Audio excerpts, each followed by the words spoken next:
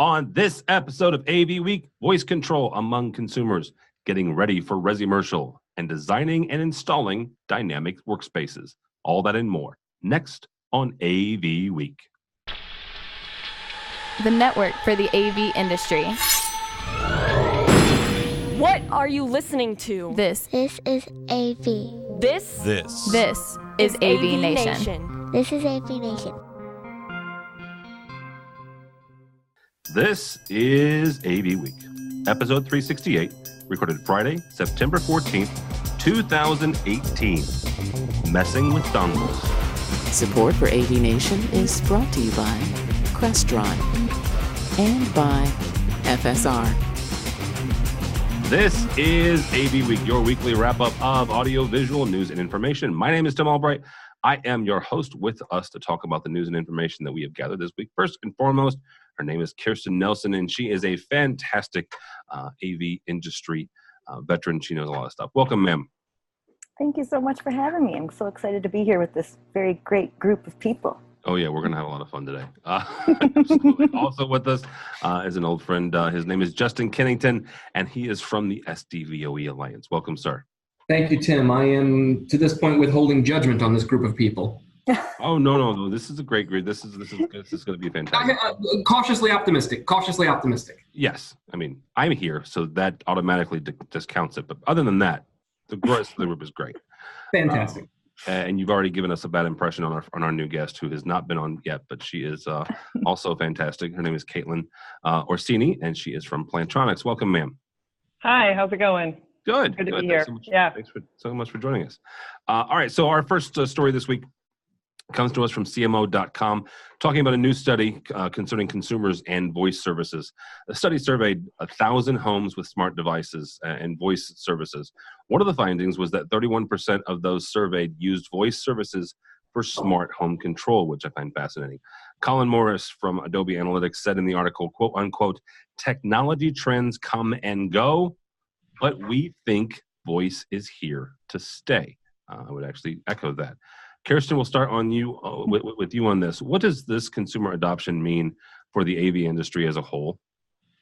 Yeah, I like that you said I would echo that when you're talking about voice. That was not intentional, but thank you. That was clever.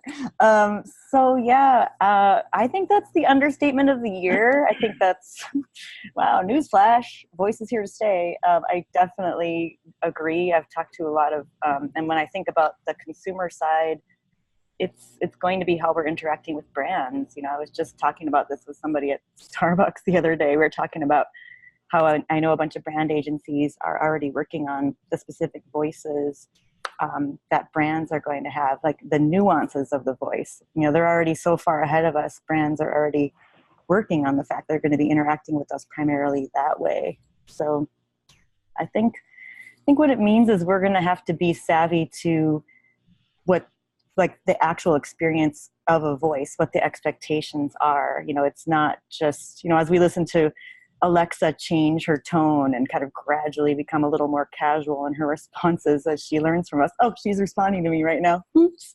I think that we're going to have to be cognizant of that as we're doing commercial installs too. Like, what does this voice have to sound like? What does it have to recognize? What tasks does it need to manage?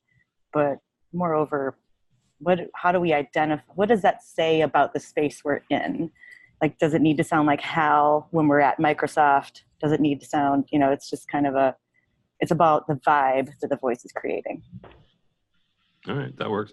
Caitlin, from your standpoint, but being on Plantronics, I'm going to ask you about manufacturers. What does it mean for manufacturers as voice becomes not only in residential, but also as it moves into commercial? What do manufacturers need to know? Well, you know, I mean, we're really interested in this space, particularly how voice is going to cross over into the enterprise, be accepted or be, you know, unaccepted or skeptical in the enterprise. I think in terms of you know, manufacturers, we're seeing people obviously wearing their headsets in the office, talking to, you know, on voice calls, on video calls, but now there's this new sort of jobs to be done, if you will, if you know that metaphor. Now you can control things with your voice. I think it's always going to be still, delightful when you say, turn on the lights, and lights actually turn on. I mean, I don't know, from where I stand, I still think that's a magical moment. There's a lot of magical moments to be created. But I will say that voice is very personal. I think back to Kirsten's point, what does it sound like? How does it feel? And there's still a lot of discovery issues in this space. How does a consumer know that they can order things online? That's what I thought was really interesting about this. The study is that, it's always been, oh, smart speakers, they play music. Yeah, well, they're a speaker, so they play music. What else can we do with it? Now we're seeing people doing calling, doing shopping. It's just the beginning. Yep. Yeah. Justin, from your standpoint, either from what integrators need to know, but also from manufacturers, because you've been in manufacturing for several years. So what do manufacturers need to know, and then how can they help the integrators as they move into this space? I don't know how to solve the problem of these things listening to me all the time. Freaks me out. I don't have an Alexa. I don't want an Alexa. I'm not installing an NSA listening device in my home. If I'm in a public space, okay, fine. Expectation of privacy is lower. But I mean, seriously, what we're talking about here is this thing's going to listen to, record, and transmit everything you say. I get it, to a big bank of computers, not to somebody who's just actually cares what I'm talking about at home.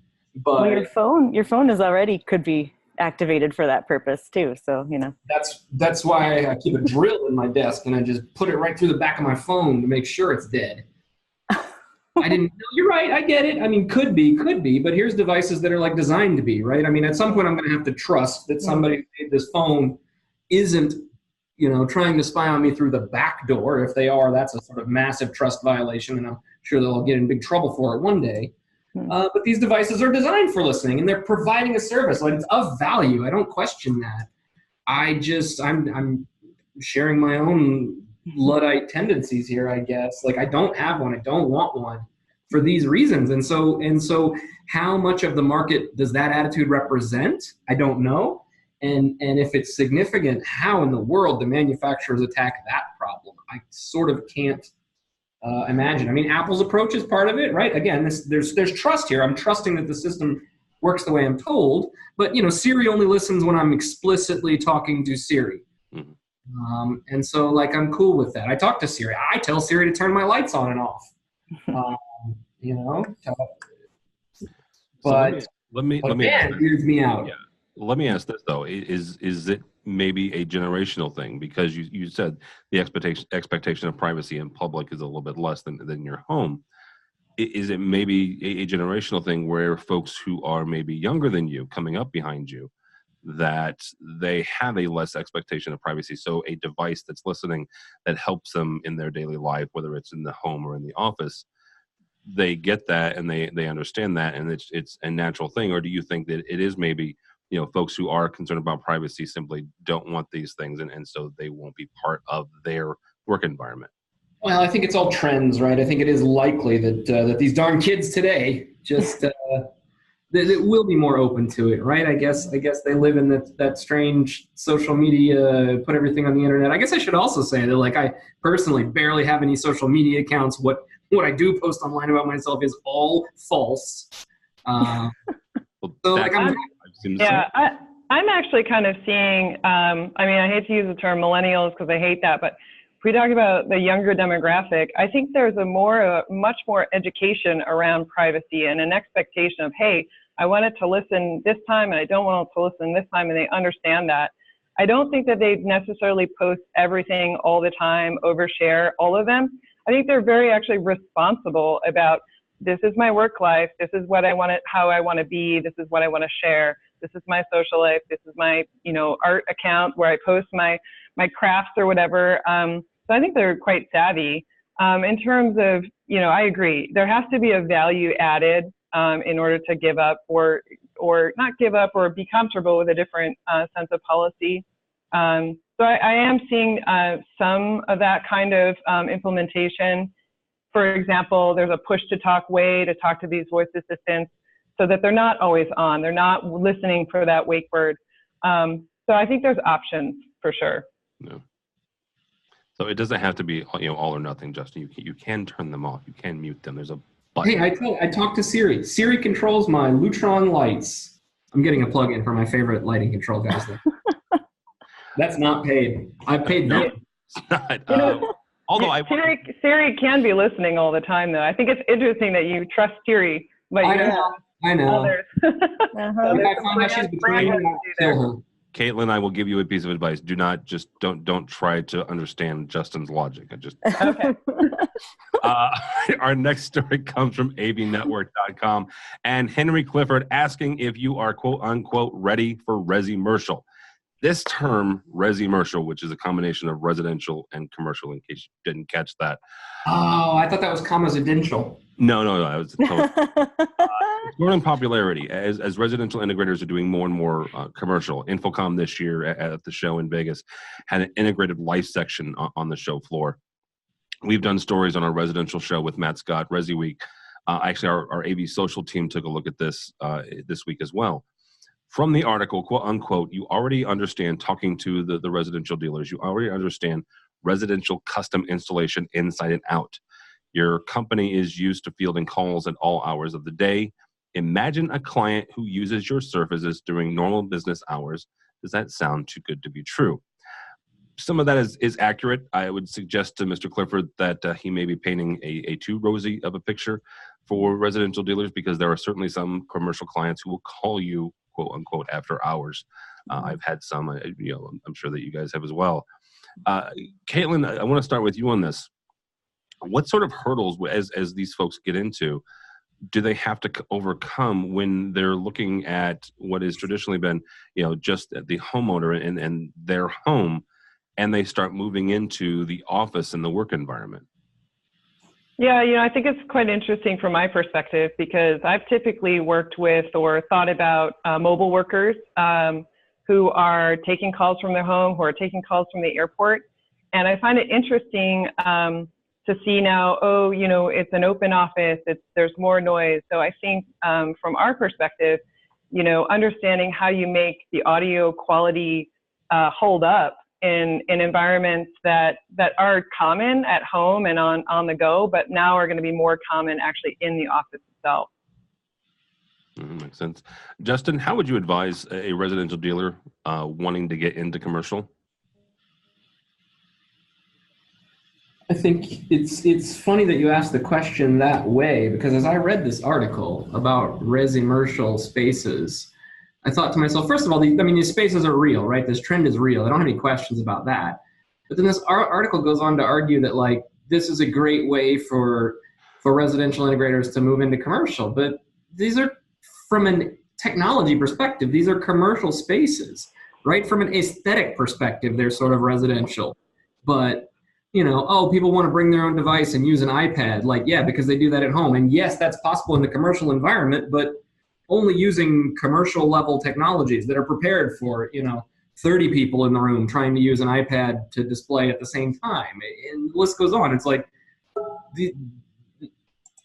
there's nothing that residential prepares you for in commercial, in resimercial, that it doesn't also prepare you for in commercial. There's no difference. So to your question, I think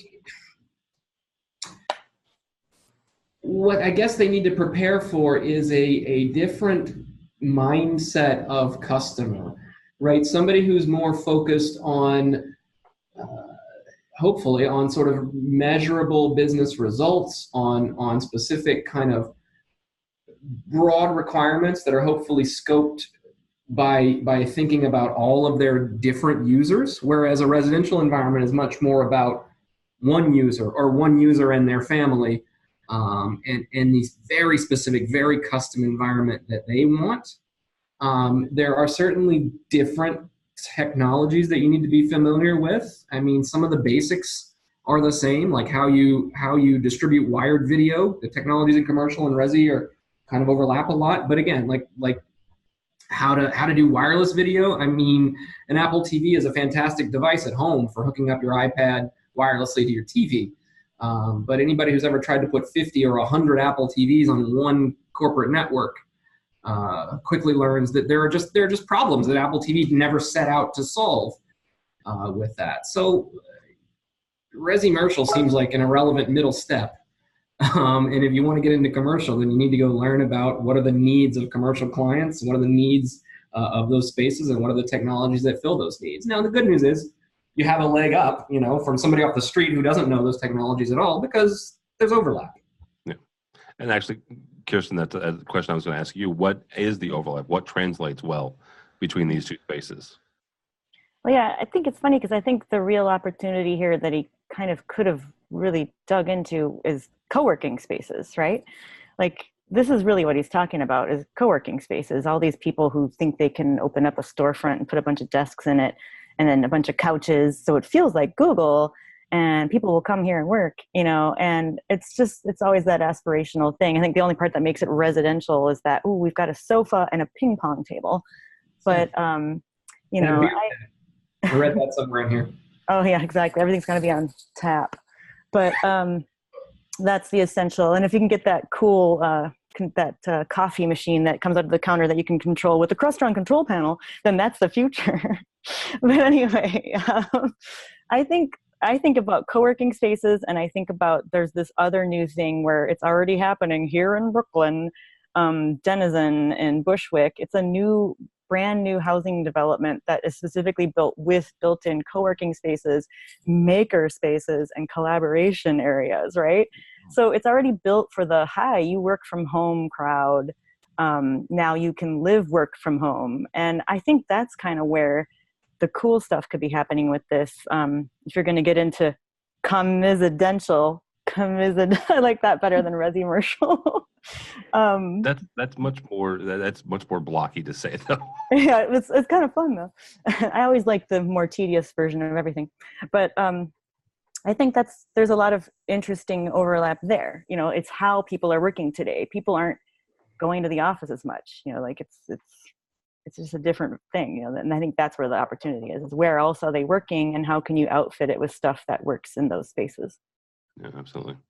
I thought another interesting point there was they talked about the goal of sort of hiding the technology and making it more comfortable. Personally, just from my own background, if it works well, if your technology works well, it will definitely be invisible. It doesn't really matter if you can see it. If you don't have to fuss with it and change the cables a whole bunch, that's really what makes it disappear. More than anything else. But we personally, at Plantronics, I will tell you, our office looks a lot like those pictures. We have couches, we have an aquarium, we have waterfalls. And I will say one of the things is it just gives you a different vibe. So you have this different energy. To your point about, I work from home, but I'm not at home, because I do think working at home, you're in kind of your own space. When you're working individually but together, there's a sort of different vibe that I think is really important to workers. No, absolutely. All right, our last story here comes from us from our friends over at AV Magazine about Coca-Cola's new integrated workspace transformation and how the soft drink company developed their headquarters in South Africa to provide seamless data sharing, managing meeting rooms and scheduling. From the article, quote unquote, flexibility was key when designing the spaces and deploying the technology throughout. Justin, I'll start with you on this. What should integrators understand about this new workspace? And we kind of already talked about it in the last article, but what these new workspaces, whether it's the co-working spaces that Kirsten talked about, or it's new offices with waterfalls, what should integrators understand about these new flexible workspaces? There's nothing new under the sun, right? Talk to your customer, find out what they're trying to achieve from a functional perspective, right? It's not their job to use this box, that technology or other, but how do you want to work? What are the problems that you have today?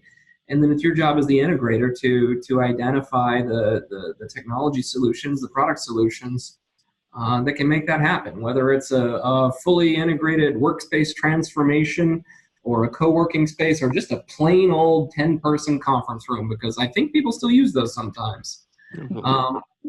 Understand the problem that someone has and solve that problem, right? That's how you make any business successful. Absolutely. Kirsten, where can integrators bring the most value when it comes to designing and integrating these spaces? Yeah, I think when we talk about, what it means to collaborate when you're trying to do a good integrated workspace, Everyone always uses the word seamless, but everyone uses that in like a million different ways. And I feel like we're still not quite there.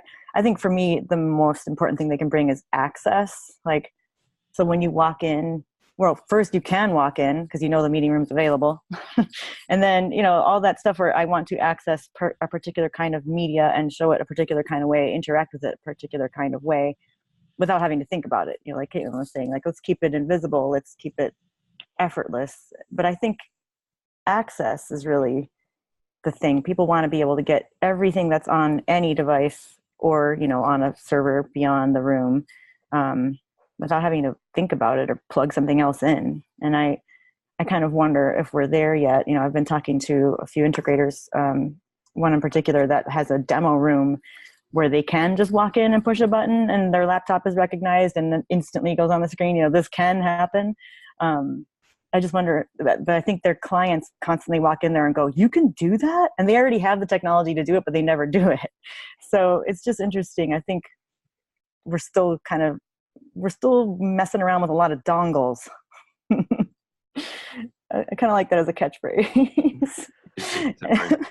I like that. That's my show title, Tim. Wouldn't be the first time we had it on a show title. Caitlin, last question for you is, what are manufacturers doing to support this new move to these new spaces? We've always sort of taken the approach to, we're part of an ecosystem, right? We're the last 3 feet. We have been audio, now we're audio and video, now with Polycom. So we understand where we are in the chain, and we work with each platform and other concepts to try and make those magical moments happen. So we understand where we are. To Kirsten's point, you would think that pushing a button and starting a meeting is relatively straightforward, but there's a lot under the hood that needs to be done. And, it's kind of a messy problem. So we're right in the middle of it, looking at each problem, working with each partner, to be able to enable those great features. All right. Speaking of meeting spaces, we actually have a webinar on this in a couple of weeks, September 25th at 1 p.m. with my buddy Mike Shen, Victoria Ferrari, and Ernie Beck. You can set up that on our website. Folks, that has been our show. Thank you so much. Miss Kirsten Nelson, how can people find you? You can find me mostly for the articles I write for avixa.org these days. It's the best way to find me. All right, very good. Mr. Justin Kennington, how can people find you and or the SDVOE Alliance? You will find the Alliance at sdvoe.org or at SDVOE on Twitter. All right, and you already said you don't do social media, so don't bother. Yeah, totally. Liar. Don't bother looking for Justin there. Caitlin, thank you so much, ma'am. You've been a pleasure to have. How do people find you or Plantronics? You can find me on Twitter at Caitlin_Orsini, or come on by our Plantronics website and send us a message. All right, very good. My name is Tim Albright. Don't follow me on the Twitters. At this point, I'm still Bears lost to the Green Bay Packers a week ago, but you can go by the website, AVNation.tv, AVNation.tv. You will find this program and a host of others. I mentioned 2 of those you can find. One is our weekly look at the residential space with my buddy Matt Scott hosting. AV Social posted a new one this week where they looked at resimercial, one of the stories we did this week. Also, while you're there, check out our underwriter section. These are the folks who support us and help us financially, help us bring you AVWeek and all the others. SDVOE Alliance is one of those. So we thank them for their support. All that and more at AVNation.tv, AVNation.tv. Thanks so much for listening. Thank you so much for watching. That is all the time we have for AV Week.